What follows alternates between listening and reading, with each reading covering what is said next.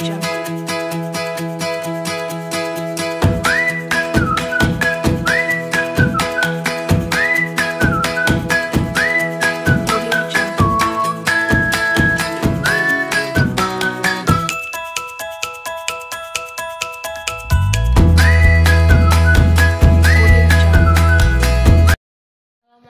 warahmatullahi wabarakatuh. Perkenalkan, kami dari kelompok 3 akan sedikit memaparkan materi mengenai korupsi sebagai masalah sosial.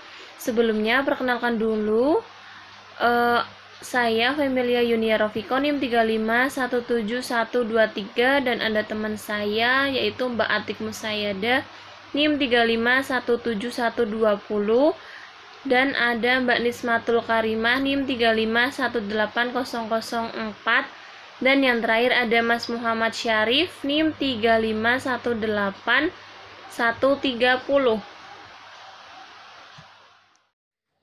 Baik, untuk materi yang pertama yaitu pengertian korupsi.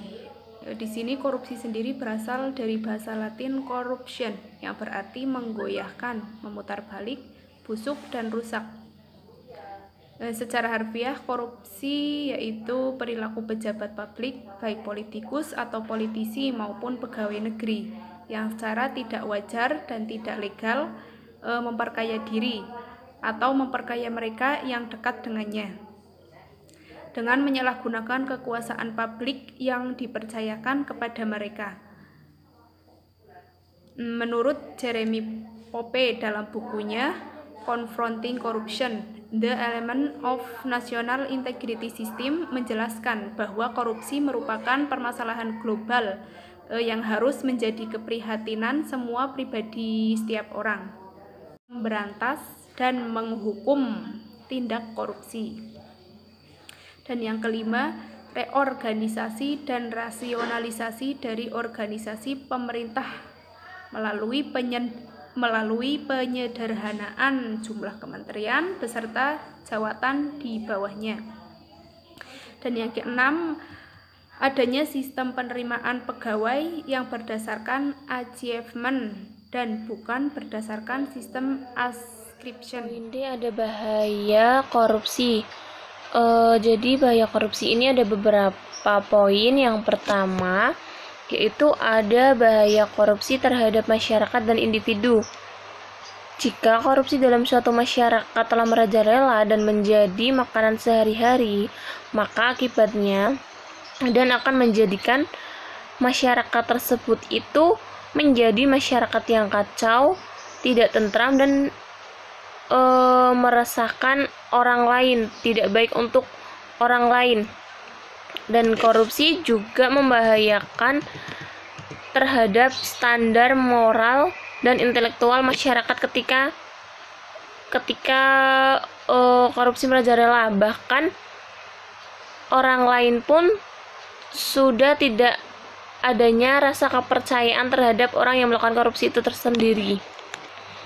Oke, yang poin kedua ada bahaya korupsi terhadap generasi muda. Pastinya kalau generasi muda ini sudah mengenal istilah korupsi, akan terjadinya efek negatif yang paling berbahaya dan akan merusak masa depan generasi muda tersebut. Dan sudah bisa kita bayangkan apabila generasi muda melakukan korupsi, pasti masa depannya akan suram dan akan senang melakukan korupsi, karena hasil korupsi ini pastinya tidak sedikit dan banyak, dan kemudian bisa jadi generasi muda ini menjadi malas untuk bekerja, malas untuk melakukan pekerjaan, dan memilih untuk melakukan korupsi. Yang pastinya tidak bagus kalau generasi muda ini melakukan korupsi. Itu sangat membahayakan bagi orang lain dan dirinya sendiri. Poin ketiga ada bahaya korupsi terhadap politik. Kekuasaan politik yang dicapai dengan korupsi akan menghasilkan pemerintahan dan pemimpin masyarakat yang tidak baik. yang tidak baik di mata publik. Jika demikian, keadaan masyarakatnya tidak akan percaya terhadap apa yang telah ditetapkan oleh mereka. Jadi gini, kalau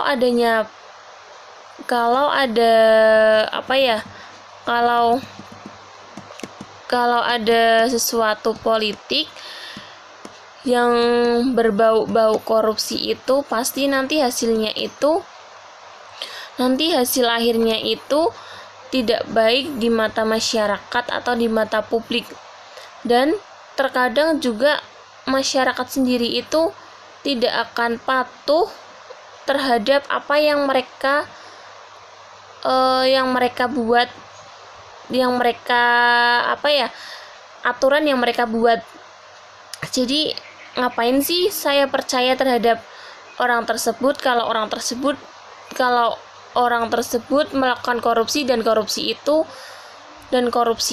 digunakan untuk kepentingan dirinya sendiri. Jadi bukan untuk kepentingan masyarakat ataupun kepentingan baik. Kemudian yang keempat, ada bahaya korupsi bagi ekonomi bangsa.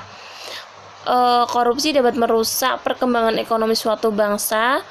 Jadi korupsi ini dapat merusak ekonomi suatu bangsa jika apabila melakukan suatu proyek dan adanya unsur-unsur korupsi, atau biasanya itu dikenal dengan istilah penyuapan dana, atau sogok itu sih, penyuapan dana ataupun penggelapan atau yang lainnya, itu pasti nantinya tidak akan tercapai dengan maksimal, karena kan pastinya korupsi itu tidak baik ya, dan tidak bagus.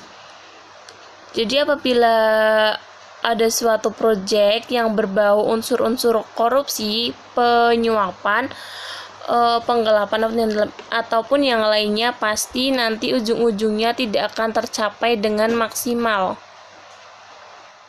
Ada hambatan dalam pemberantasan korupsi. Pastinya dalam pemberantasan korupsi ini tidak semudah yang dibayangkan. Jadi pastinya ada hambatan-hambatan tersendiri.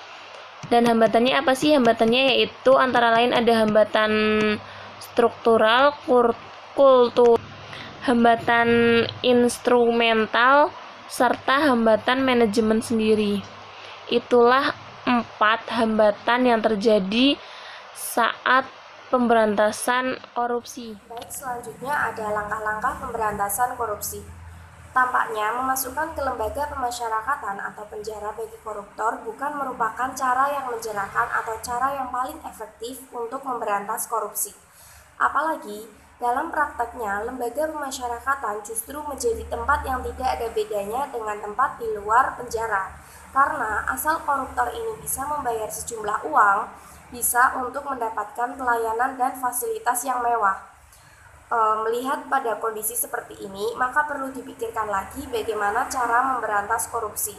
Untuk mengatasi berbagai hambatan tersebut, yang pertama bisa mendesain ulang pelayanan publik, terutama pada bidang-bidang yang berhubungan langsung dengan kegiatan pelayanan kepada masyarakat dalam sehari-harinya. Tujuannya adalah untuk memudahkan masyarakat luas mendapatkan pelayanan publik yang profesional, berkualitas, tepat waktu, dan tanpa dipungut biaya. Yang kedua, memperkuat transparansi, pengawasan, dan sanksi pada kegiatan-kegiatan pemerintah yang berhubungan dengan ekonomi dan sumber daya manusia. Yang ketiga, meningkatkan pemberdayaan perangkat-perangkat pendukung dalam pencegahan korupsi. Tujuannya adalah untuk menegakkan prinsip rule of law, memperkuat budaya hukum, dan memberdayakan masyarakat dalam proses pemberantasan korupsi. Yang terakhir, penegakan hukum dalam rangka pemberantasan korupsi ini harus dilakukan secara terpadu dan integrasi dengan satu tujuan, yaitu untuk pemberantasan korupsi. Ya, selanjutnya saya akan membacakan beberapa contoh kasus korupsi yang ada di Indonesia. Yang pertama yaitu ada kasus pengadaan EKTP. di mana kasus ini menjadi salah satu kasus korupsi yang paling fenomenal. Kasus yang pernah menyeret mantan Ketua Umum Partai Golkar, Setia Novanto ini telah bergulir sejak tahun 2011 dengan total kerugian negara mencapai 2,3 triliun. Setidaknya ada sekitar 280 saksi yang telah diperiksa KPK atas kasus ini, dan hingga kini ada 8 orang yang telah ditetapkan sebagai tersangka. Mereka semua adalah pengusaha Made Oka Masanggung, keponakan Setia Novanto yakni Irvanto Hendra. Kedua yaitu kasus korupsi RTH Bandung. Komisi Pemberantasan Korupsi atau KPK memanggil 13 saksi dalam kasus korupsi pengadaan tanah untuk ruang terbuka hijau di Kota Bandung. Sebanyak 7 saksi diantaranya adalah notaris yang diperiksa sebagai saksi untuk tersangka, Dadang Suganda. Ketujuh notaris itu bernama Dudi Wahyudi, Atikrus Dewanti, Silvia Kurniawati, Dias Tuti, dan lain sebagainya. Selain notaris, KPK juga memanggil 6 saksi lainnya. Mereka adalah 4 wira swasta, Saifuddin, Pupun Kurnia, Rahmat Wibisana, Ahmad Syaifi Romli, dan lain sebagainya. Dalam perkara ini, KPK menyangka Dadang Suganda, seorang wira swasta, menjadi maklar pembelian tanah untuk RTH. Menurut KPK, Dadang membeli tanah dari pemiliknya dengan nilai yang lebih rendah dari nilai jual objek pajak. Pemerintah Kota Bandung membayar sebanyak 43,6 miliar untuk tanah itu sendiri. Namun Dadang diduga hanya membayar sebanyak 13,5 miliar kepada pemilik lahan. Dadang diduga menguntungkan diri sendiri sebanyak 30 miliar. Selain Dadang, KPK telah menetapkan 3 tersangka lainnya, yaitu mantan Kepala Dinas Pengelolaan Keuangan dan Aset Daerah Kota Bandung Heri Nurhayat, Tomtom Dabul Komar, serta anggota DPRD Bandung 2009-2014 Kadar Slamet.